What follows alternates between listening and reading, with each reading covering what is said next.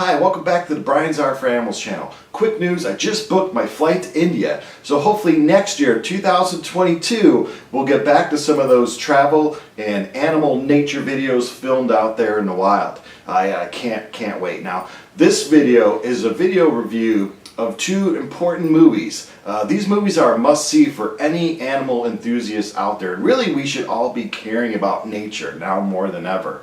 Now, information on both of these movies will be put in this video's description and other information as well that I talk about. So please read this video's description for a lot of cool information and for ways you can check out these two awesome movies. The first movie is called Escape from Extinction, and it's currently streaming. It was produced by American Humane. Now, that's not to be confused with Humane Society.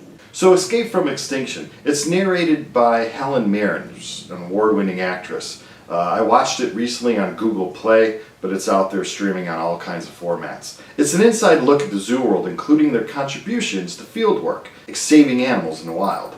This part of the film I found was very interesting, as not many people who don't work for the zoo industry know what good zoos do beyond their own gates. And to be honest, I think the zoo world and here in the United States, the AZA, which is an accreditation by people from within the zoo world, up until recently have been doing a pretty poor job in promoting all the field work that gets done and all the work that gets sponsored by the zoos. Escape from Extinction gives examples of breeding programs that have saved species, as well as touch on the research that is done at zoos that is then used firsthand to help wild animals. I actually wish more of the movie could have been about that. But I was surprised that for a part, they take on those people, the animal rights activists, who don't like zoos. And a lot of those activists, particularly those influenced by the movie Blackfish.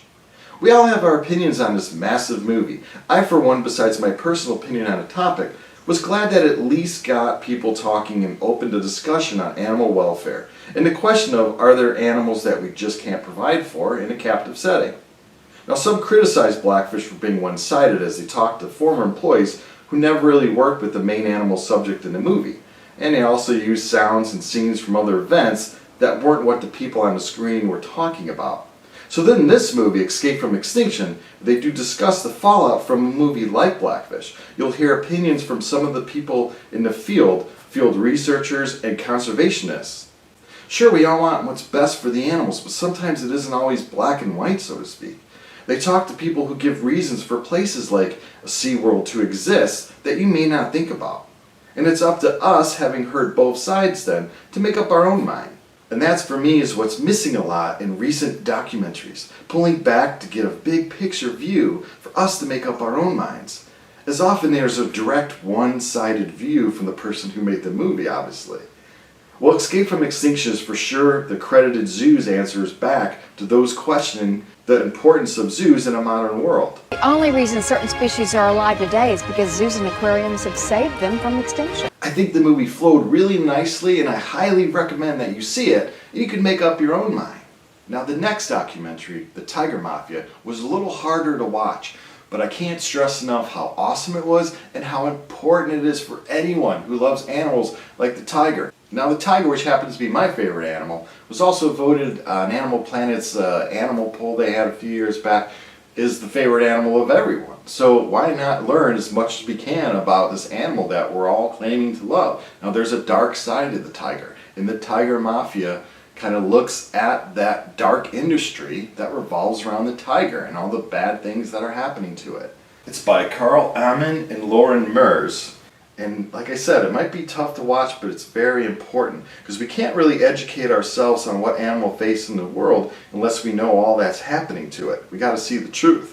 The Tiger Mafia deals a lot with the legal and illegal markets for tigers, mainly in breeding centers in Asia, and what happens to them at these facilities. Like I said, I've been passionate about tiger conservation myself for over 20 years, so I was personally drawn into this movie. But I think for anyone that just loves animals, you'd be interested just to watch it. Now, the movie lacks a big name narrator and all the other dramatic elements, that Hollywood touch of sorts that these movies sometimes have, but it has more powerful information contained in it, and that's what makes up for it.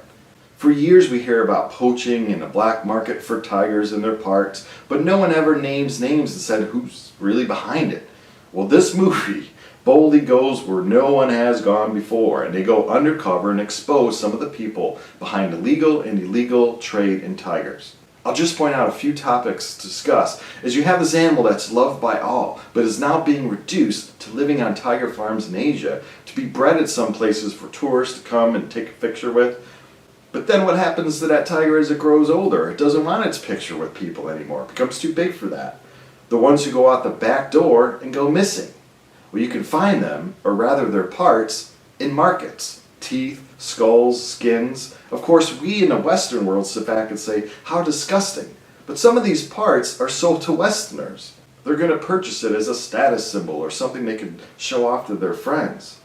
And of course, in Asia, they could turn around and tell us, wait a minute, you have breeding centers for cows, chickens, and pigs and eat them, so why is a tiger breeding center any different than that? So this film brings up a lot of those important issues, and they take an inside look at a place, for instance, that complies with the law of only using tiger parts from tigers that have passed on from natural causes.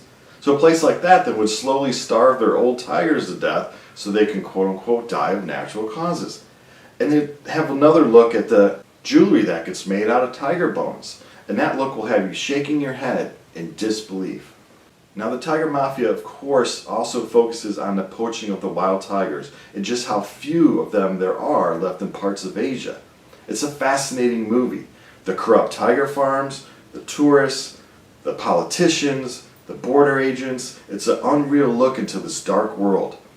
Do yourself a favor and check this movie out. Now, it may be a little harder to find where it's playing because it's not streaming as much as Escape from Extinction is, but it's well worth trying to find where you could see this movie, The Tiger Mafia. Well, there you have it. 2 great movies to check out. There are actually some other movies that are coming on that I'm going to review as soon as I get a chance to see them as well. Appreciate your support. Appreciate you always subscribing and watching the videos. And again, 2022, we're going to get back into the wild and film some wild tigers, I promise. Until then, thanks for watching.